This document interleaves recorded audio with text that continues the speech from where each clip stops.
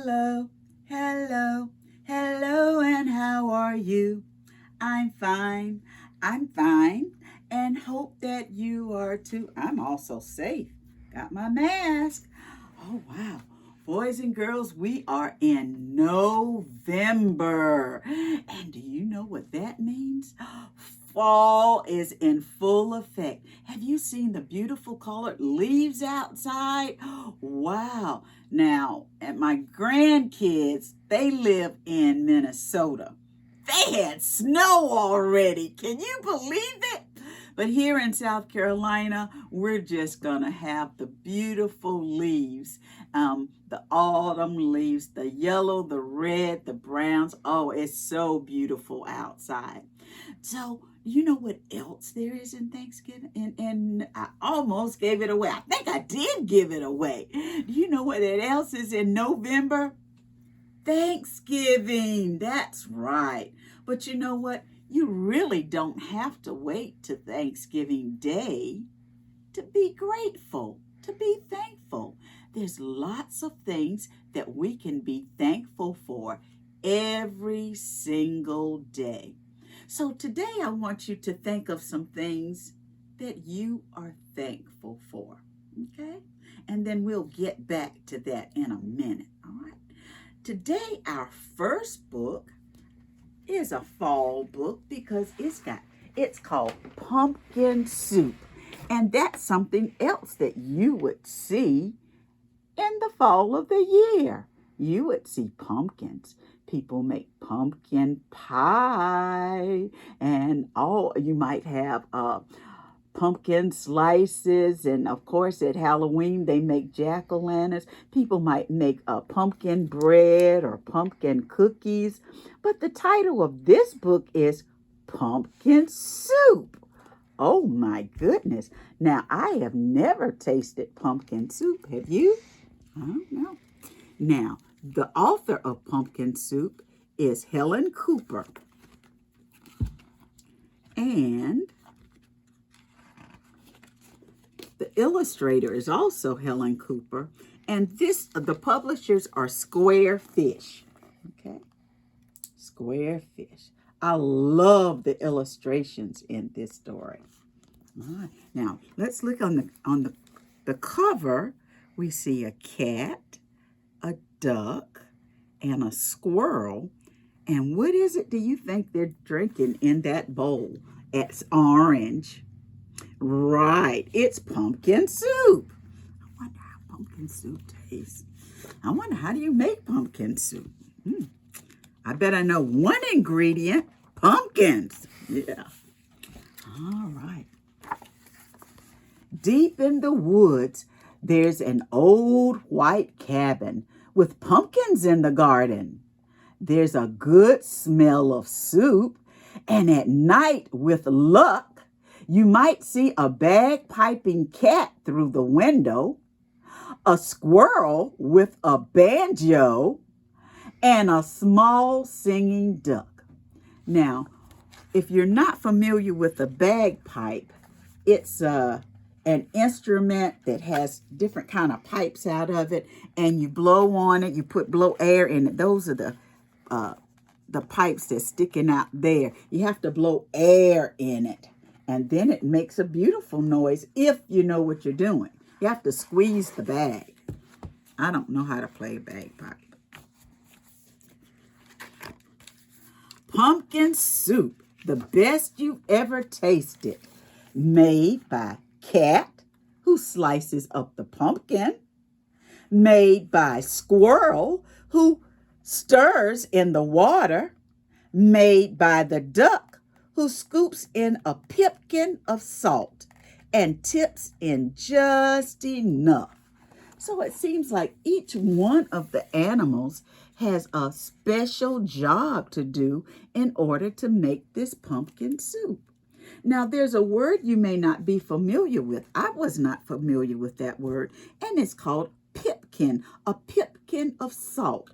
And a pipkin of salt is just a small measuring bowl, okay? And if you can see Duck right there, that's his job. There's that little bowl right there. and he knows exactly how much a pipkin is. Question: what would happen? What do you think would happen if he didn't know how much a pipkin was, and he didn't use his pipkin measuring bowl? Instead, he used a big bowl like this full of salt. What do you think, Kennedy, would happen to the pumpkin soup? Lauren, you got it. It would be too salty. That's right. But it looks like everybody's doing their job. Wow, that looks like some good soup. They say it's the best you've ever tasted. Everybody had a job to do.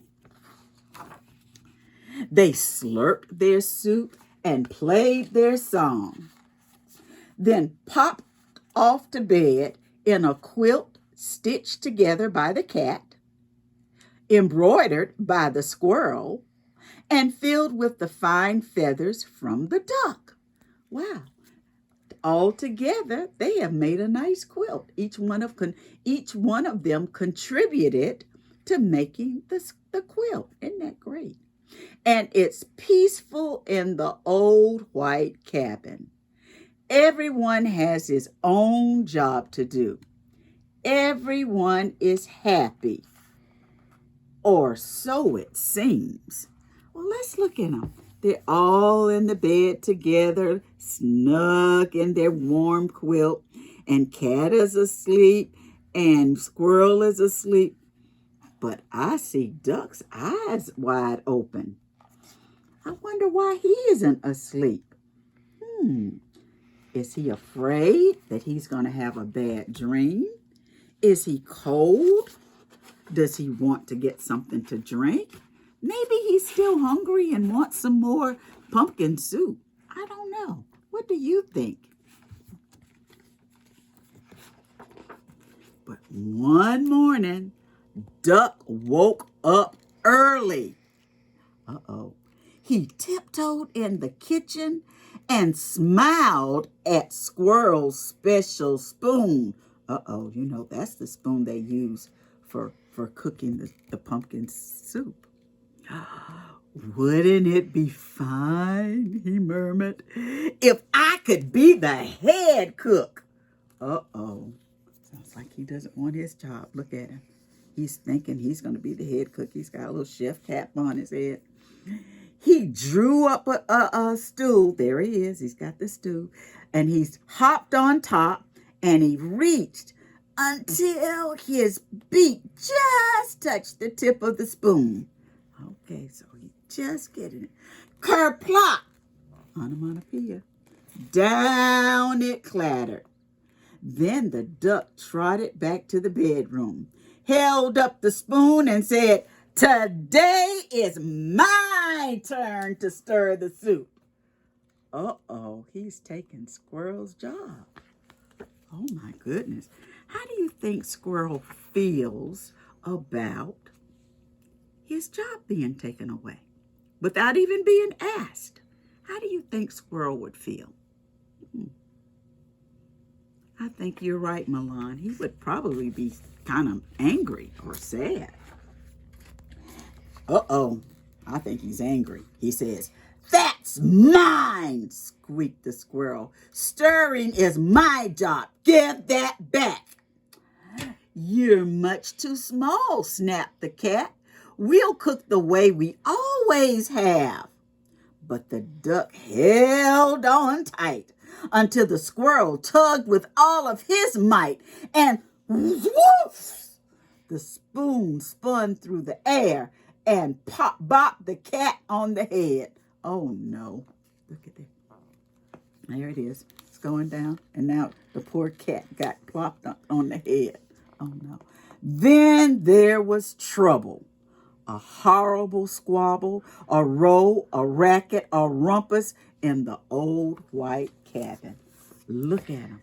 They are fussing and fighting at each other, and they are saying words that are not nice to each other.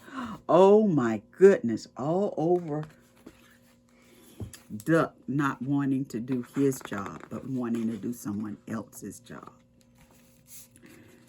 And the others not wanting to share. "I'm not staying here," wailed the duck. "You never let me help with anything." And he packed up a wheelbarrow. All right, there he is, and he's got his wheelbarrow right there. And he put on his hat, and he waddled away. "You'll be back," stormed the cat, "after we've cleaned up." And the squirrel shook his spoon in the air. But the duck didn't come back. Not for breakfast, not even for lunch. Uh-oh, they're waiting for him. They're watching at the clock. "I'll find him," sniffed the cat. Scoffed the cat. "He'll be hiding outside." Do you think he's hiding outside? I hope so. I don't want him to be out there lonely and hungry. "I bet he's in the pumpkin patch." But the duck was not in the pumpkin patch. They could not find him anywhere. Oh no. Where could that little duck be? He ran away from home. He ran away from his friends. Oh no. So they waited all that long afternoon. The cat watched the door. The squirrel patted the floor. "That duck will be sorry when he comes home," they muttered. But the duck didn't come home. Not even at soup time. Oh no. All right, so now it's time for them to make the soup. I hope they know what to do, because before everybody had their own job to do. And let's see, if you look at the pictures at the bottom, they're small, but here they are. They're trying to make the soup, and here they are. They have the container of salt, and Cat looks like he's scratching his head because he's not sure how much salt to put in the soup. Because remember, that was Duck's job. So they didn't know how much. So, it looks like Cat is pouring the whole thing in. Is that bowl the same size as the pipkin that the duck used? Doesn't look like it. What do you think that soup is going to taste like? If you said salty, you're right. Oh, look at those faces. Does it look like they like that soup? The soup wasn't tasty. They'd made it too salty. They didn't feel hungry anymore. They both sobbed. Sobbed means crying. They both sobbed over supper, and their tears dripped into the soup and made it even saltier. Carter, do you know why the soup is saltier now that they have cried in it? Correct. Our tears are salty. If you ever cried and some of it kind of got in your mouth, and you licked it and you said, "Oh, this is salty." Yeah, so our tears are salty. So the salty tears plus the already salty soup, they didn't want it. And you know, another reason why I think that they're not hungry is because they miss their friend Duck. And they're lonely and they don't know where he is and if he's all right. "We should have let him stir the soup," sniffled the squirrel. "He was only trying to help," wept the cat. "Let's go out and look for him." All right, so there's the bag. They put the bagpipes down, and now they're going to go out and look for him. They're going to try again. The cat and the squirrel were scared as they wandered down the path in the dark, dark woods. They feared for Duck, all alone with the trees and the foxes and the wolves and the witches and the bears. They're imagining all kinds of things. They don't know what could happen to Duck, but they couldn't find him. Oh my goodness, poor duck.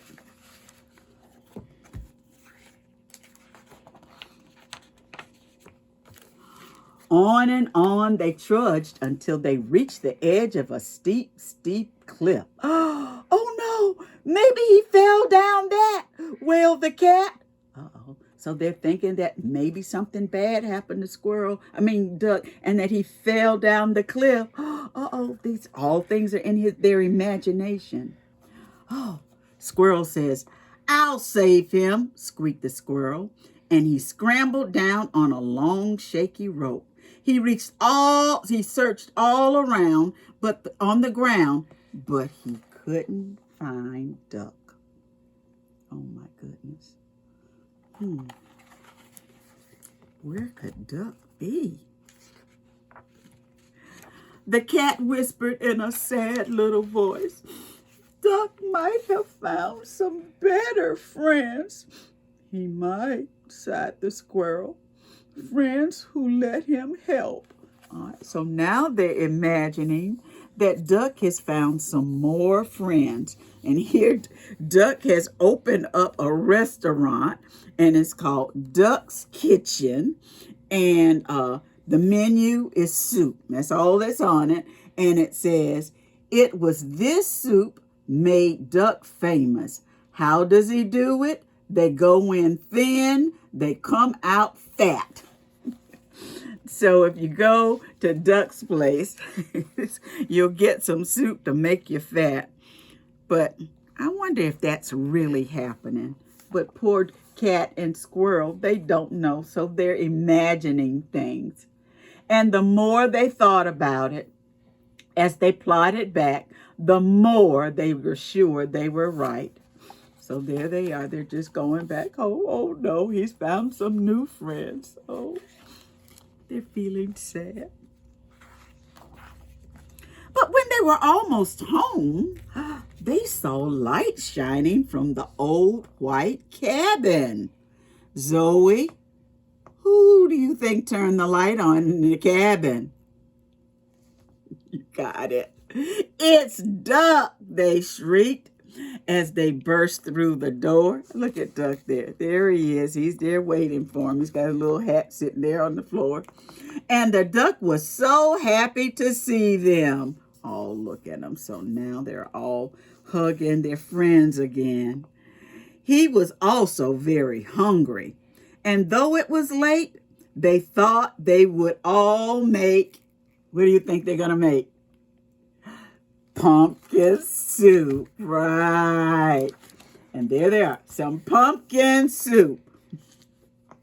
When the duck stirred, all right, so they're letting the duck use the spoon.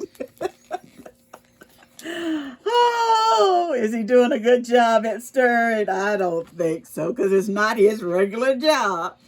It says, but when the duck stirred, the cat and the squirrel didn't say a word. They didn't tell him you're doing it the wrong way. Not even when Duck stirred the soup so fast that it slopped right out of the pot. Look at it, it's everywhere. Not even when the pot got burned. Oh, poor Duck. Then the duck showed the squirrel how to measure out the salt. All right, so he's showing him squirrel how to measure the salt. So now two people will know the right amount of salt to use. And the soup was still the best you ever tasted. All right, so he came back. They made some more soup. Even though they made a mess, he made a mess, the soup was good, still good. It tasted great. So once again, it was peaceful in the old white cabin until the duck said, "I think I'll play the bagpipes." Oh no, I thought that was Cat's job. Oh no. Not a good idea. Here they go again. So there's Cat pulling those bagpipes from him. And Squirrel's got the spoon. Let it go, let it go. I like this fall story about pumpkin soup. You know, if each one of us does our own job, we can all work together and get things done very good. But sometimes it's okay to share. I teach you my job because there might be a time when I'm not going to be there. You can teach me your job, and then because you might not be there sometimes. So that's a good thing to do. So we're going to share. And so, you know what? I brought my pot with me. You see my pot right there? Do you know what I'm going to cook today? No, not pumpkin soup. In my pot, this is a special pot. This is called my pot of Thanksgiving. My pot of Thanksgiving. Because I am going to put things in my pot that I am thankful for. And I'm going to simmer it. And you know, I've got so many things I'm thankful for. I could probably keep putting more and more things in there. But, and I could sip off being thankful every single day. I don't have to wait until Thanksgiving. Let's see, what can I put in? Oh, let's see, I think I am thankful, definitely, for my family.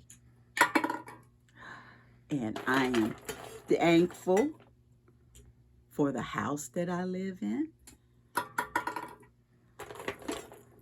I'm thankful for clothes to wear. I'm thankful for the sunshine. But you know, sometimes we need the rain also. All right, so I'm thankful for the rain. I'm thankful for laughter. I love to laugh. You like to laugh? Yeah. I have some of the best neighbors. I am thankful for good neighbors. You know what? I'm thankful for doctors and nurses and teachers and firefighters and police officers. Oh, I'm so thankful. Oh my goodness, I've got some. Oh, I'm thankful for food. I love to eat. Oh my goodness. You know I'm thankful for books.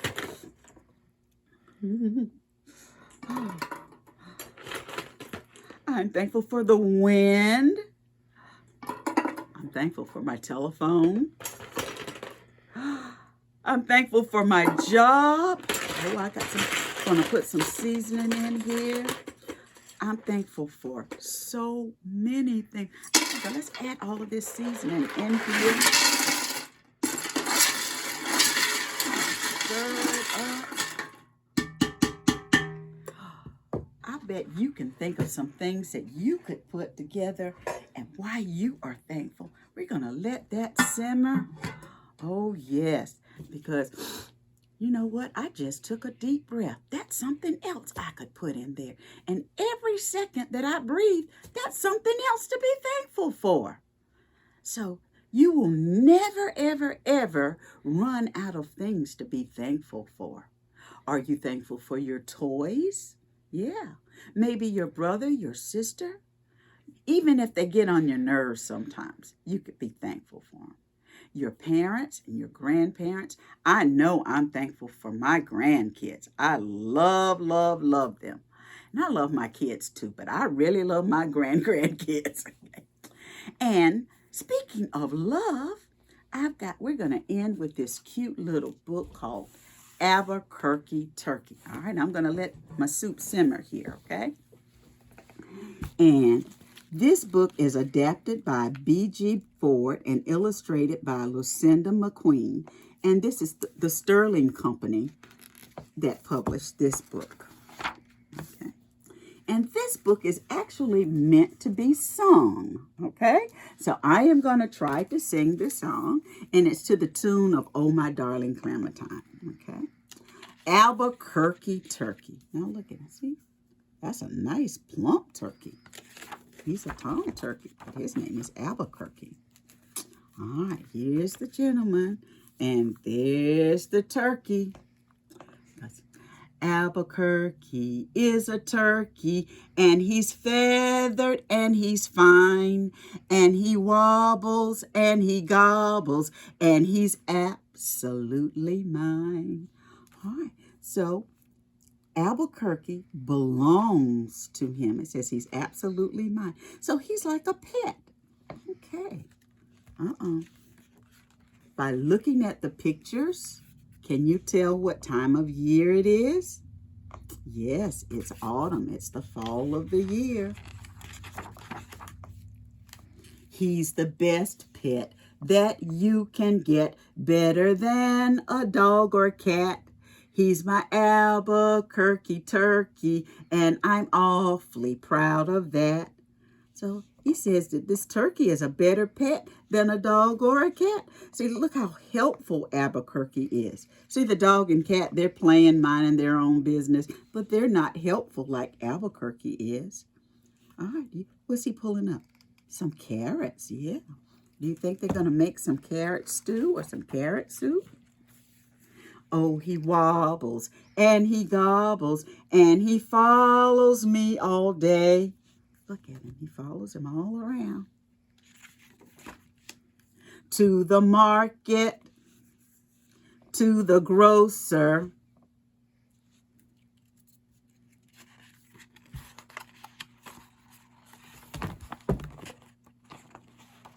then back home. He knows the way. All right. So he goes all into town with them. He follows him everywhere. Uh-oh. Wednesday morning, I was baking apple pie and pumpkin too. All right, so he made a pumpkin pie and apple pie. Uh-oh. Wednesday morning. I hope that doesn't mean the day before Thanksgiving, because if it does, you know what we eat on Thanksgiving, right? You don't think Albuquerque's going to be the main dish, do you? Uh-oh. He's getting the desserts ready. Oh, no. Wednesday morning, I was baking apple pie and pumpkin too. Then when I started peeling onions, Albuquerque cried, boo-hoo. Now, do you think Albuquerque is crying boo-hoo because the onions got in his eye, because onions can make you cry, or he thinks that onions are going to be something that goes with the turkey for Thanksgiving? So this is what Albuquerque says. You're not using those for stuffing. Uh-oh, he knew. If that's stuffing, uh-oh. Is he going to use it for stuffing? I don't know. Let's see if I can get these pages turned. Come on, page. No, my friend, for something new. Oh, so he's saying he's not going to use it for stuffing, and he's calling his Albuquerque his friend. So do you think Albuquerque's safe for Thanksgiving dinner? Let's see. I hope so. Oh, he wobbles and he gobbles and he follows me once more. Where are they going now? To the store for eggs and spices, then back home just like before. I wonder what the farmer is going to have.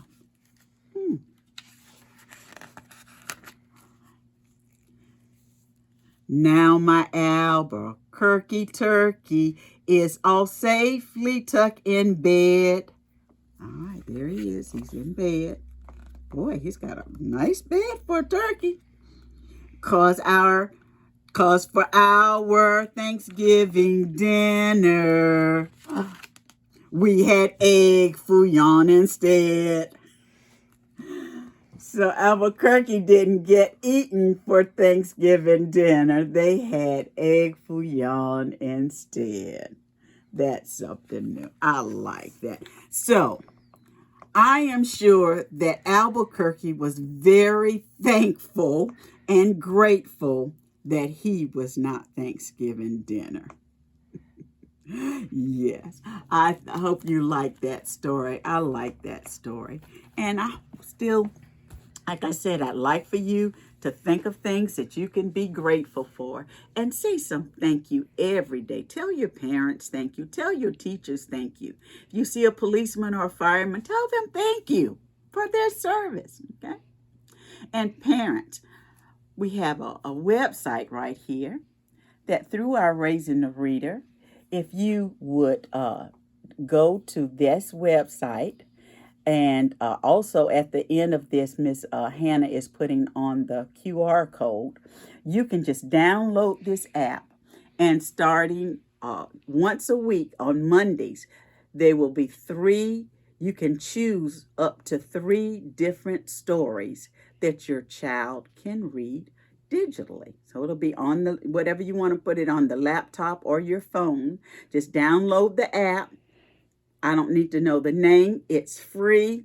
You just download it and you get to choose the books. And next week, there'll be a different set of books. Each week, there are a different set of books. So we hope you enjoy those books, especially when school will be out and soon for vacation, Christmas vacation, Thanksgiving vacation.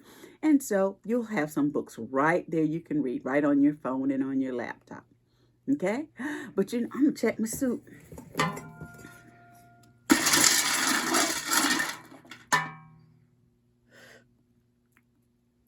It's missing something.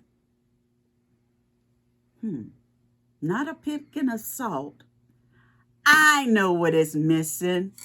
It's missing something else I'm really grateful for. You know what it is? I'm grateful for you. So, bye-bye, family. Bye-bye, friends. Bye-bye, neighbor. Until we meet again. Until the next time. I wish you well. Be thankful.